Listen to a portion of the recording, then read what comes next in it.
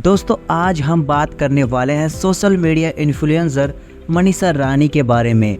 इन दिनों वो big boss OTT में हैं और वो लोगों को बहुत पसंद आ रही हैं। लेकिन दोस्तों मनीषा रानी की असली कहानी और असलियत से अब तक बहुत लोग अनजान हैं। आखिर क्यों उनके साथ रहने वाले उनके एक दोस्त ने उन पर कैरेक्टरलेस और छपरी होने का इल्जाम लगाया है? क्यों उन्हें एक गांव में कमरे में बंद कर दिया गया था? कहां पर उन्हें लोग नहाते हुए देखा करते थे? क्या है उनकी नेटवर्थ और क्या उनके पापा ने उनसे 1 साल तक बात नहीं की थी? साथ ही जानेंगे मनीषा रानी की वो सच्चाई जो शायद आप नहीं जानते होंगे। तो कमर की पेटी बांध लीजिए, चलिए वीडियो शुरू करते हैं। मनीषा रानी का जन्म बिहार के मुंगेर डिस्ट्रिक्ट के एक छोटे से गांव में हुआ था। इनका बचपन का नाम लवली था। मनीषा की फैमिली में इनके पेरेंट्स के अलावा 2 भाई और 1 बहन और हैं। मनीषा के पिता का स्काई किंग नाम से एक कुरियर ऑफिस है। हालांकि इनकी कमाई इतनी कम हुआ करती थी कि घर का खर्चा बड़ी मुश्किल से चला करता था। मनीषा बचपन से ही बहुत कॉन्फिडेंस वाली लड़की थी। इन्होंने स्कूल टाइम से ही तय कर लिया था कि वो एक एक्ट्रेस बनेंगी। मनीषा ने अपनी स्कूलिंग मुंगेर से ही कंप्लीट की है। जब मनीषा 5th क्लास में थी तो उनकी माँ उन्हें किसी वजह से छोड़कर हमेशा के लिए मायके चली गई थी। मनीषा के माँ के जाने के बाद उनके पिता ने दूसरी शादी नहीं की क्योंकि उनका मानना था कि क्या पता दूसरी औरत उनके बच्चों को माने या नहीं। माँ के जाने के बाद मनीषा और उसकी बहन ने उनके घर को संभाला और उनका जीवन बहुत मुश्किलों से गुजरा। मनीषा बचपन से ही अपने घर के आसपास होने वाले डांस कंपटीशन में हिस्सा लिया करती थी और बड़े बड़े सपने देखा करती थी। मनीषा के पिता उनसे ये सब करने के लिए नहीं रोका करते थे, लेकिन जब वो थोड़ी बड़ी हुई तो उनके ताऊ और चाचा उन्हें रोकने लगे। यहाँ तक कि उन्हें घर से बाहर जाने और छत पर जाने के लिए भी उल्टा सीधा सुनने को मिलने लगा। मनीषा को लगा कि वो यहाँ रहकर अपने सपने पूरे नहीं कर पाएंगी, इसलिए उन्होंने घर से भागने का फैसला कर लिया। उन्होंने एक लेटर लिखा,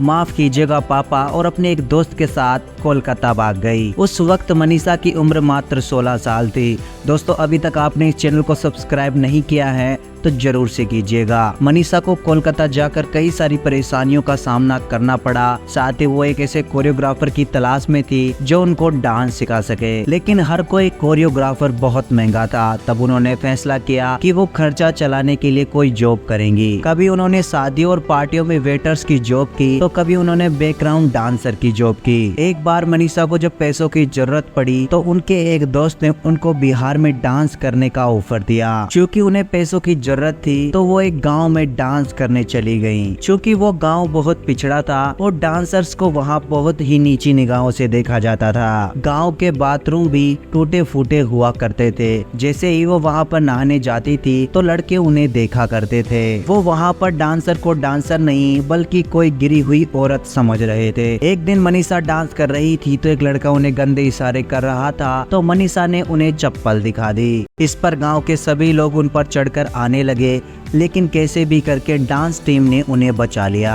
मनीषा गांव में 10 दिन डांस करके पैसे मांगने मैनेजर के पास गई तो मैनेजर ने कहा कि तुम्हें 10 दिन डांस और करना पड़ेगा। इस पर मनीषा ने कहा कि मैं डांस नहीं करूंगी, आप पैसे मत दीजिए। लेकिन उसने मनीषा को वहां से जाने भी नहीं दिया और एक कमरे में बंद कर दिया। लेकिन जब उन्हें वहां थोड़ा सा मौका मिला तो वो सब कुछ छोड़कर भाग निकली। वो गांव सिटी से बहुत दूर था, जिस वजह से मनीषा को पैदल चलना पड़ा। कुछ देर बाद उन्हें एक बस मिल गई और बस से वो बिहार रेलवे स्टेशन पर पहुंच गई। फिर उन्होंने अपने बॉयफ्रेंड को कॉल किया और 500 रुपए भेजने को कहा और कहा कि मुझे कोलकाता रेलवे स्टेशन पर लेने आ जाना। उनके बॉयफ्रेंड ने मनीषा को मदद भेजी, तब जाकर मनीषा कोलकाता पहुंची। बहुत ज्यादा धक्के खाने के बाद मनीषा समझ गई कि इन्हें यहाँ काम नहीं मिलेगा। इसके बाद वो वापस अपने गांव बिहार आ गई। लेकिन अब उन्हें वहाँ टिकटॉक नाम का प्लेटफॉर्म मिल गया था। उन्होंने बिना किसी की सुने इस पर लिपसिंग और डांस वीडियो बनाना शुरू कर दिया। उनके डांस और लिपसिंग वीडियो पर कोई खासा रेस्पॉन्स नहीं आया, लेकिन जब उन्होंने अपनी आवाज में वीडियो डाला तो वो वीडियो वायरल हो गई। इसके बाद वो अपनी वॉइस में ही वीडियो डालने लगी और टिकटॉक पर फेमस हो गई। अब मनीषा को कई इवेंट्स मिलने लगे। टिकटॉक के बैन हो जाने के बाद मनीषा को MX टकाटक पर 30 वीडियो डालने के 30,000 दिए जाने लगे। यही नहीं, उन्हें जिली ऐप पर वीडियो डालने के 3 लाख रुपए महीने का ऑफर मिला।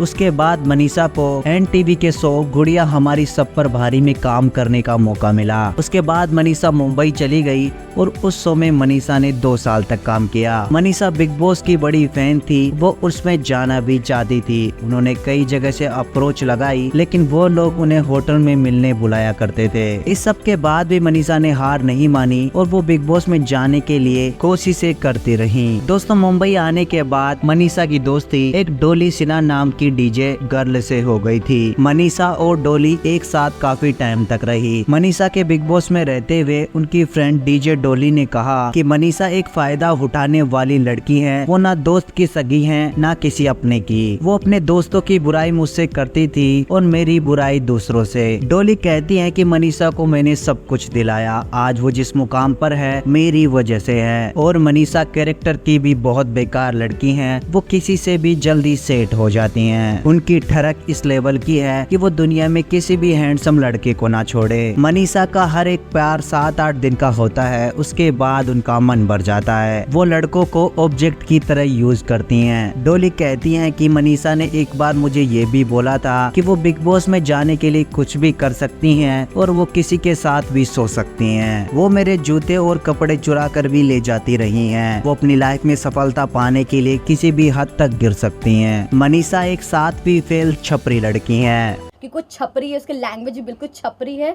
और वो देखने में भी छपरी, उसकी हरकत भी बिल्कुल छपरी होता है ना, छपरी। कहीं भी मुंह मार देना, अपने दोस्तों के बॉयफ्रेंड को छीन लेना, कहीं भी, मतलब बिल्डिंग में आजू बाजू लड़का, कहीं भी जो वो अंदर रियलिटी दिखा रही है ना, वो जो अंदर है वो रियल में है लाइफ में। मतलब एक बंदे को ना छोड़े, इतनी छिछोरी, इतनी ठरकी लड़की मैंने सच में। दोस्तों, डोली की इस बात पर लोगों का कहना है कि डोली अपनी फ्रेंड की सक्सेस से जल रही हैं, इसीलिए मनीषा के बारे में वो ये सब बोल रही हैं। आप लोग क्या कहना चाहेंगे इस बारे में? कमेंट बॉक्स में हमें अपनी राय जरूर दीजिएगा। मनीषा के पिता ने उनसे 1 साल तक बात नहीं की थी क्योंकि वो घर छोड़कर चली गई थी। मनीषा बताती हैं, मनीषा ने बिग बॉस में ये रिवील किया कि वो 14-15 लड़कों को डेट कर चुकी हैं। इनमें से 2 के साथ वो सीरियस रिलेशनशिप में थी। दोस्तों, बात करें मनीषा की नेटवर्थ की तो इनकी नेटवर्थ लगभग 3 करोड़ रुपए है। वो अपने पैसों से अपने परिवार की मदद करती रहती है। मनीषा को द कपिल शर्मा शो से भी काफी पॉपुलैरिटी मिली। एक दिन मनीषा को पता चला कि कपिल शर्मा शो में कार्तिक आर्यन आ रहे हैं, तो वो एज ए ऑडियंस बन के कपिल शर्मा शो में गई। उस एपिसोड में ऑडियंस बुलाई गई जिसको अपनी आवाज में डायलॉग बोलने थे। जब मनीषा का नंबर आया तो उन्होंने अपनी बातों और डायलॉग से लोगों को इम्प्रेस्ड कर दिया और सबका दिल जीत लिया। मनीषा वाली क्लिप सोनी टीवी ने यूट्यूब पर भी डाली जो काफी वायरल रही। तो दोस्तों, ये है कहानी मनीषा रानी की। उम्मीद है वीडियो में दी गई जानकारी आपको पसंद आई होगी। आप क्या कहना चाहेंगे मनीषा रानी के बारे में और आपको मनीषा रानी की ये कहानी कैसी लगी? कमेंट्स में हमें अपनी राय जरूर दीजिएगा। फिर मिलेंगे एक इंटरेस्टिंग वीडियो में। जय हिंद।